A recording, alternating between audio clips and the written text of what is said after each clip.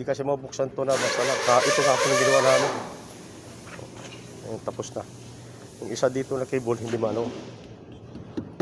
Basag. Yung ano, yung... Hindi ko malaman anong ginawa nila na pagbukas eh. Nasira yung cable. Kaya nga yan, ito kasi pag... Once na magkaluko ditong sa ano niya sa may sa lock niya sa hood, mahirapan ka na magtanggal talaga kasi old model to eh. Problema nito eh. Lahat yan palitan mo talaga. Pinutol ko ng ng lagari. Nilabas na tapos yung bumper tinanggal. Katapos na yan. Yan siya.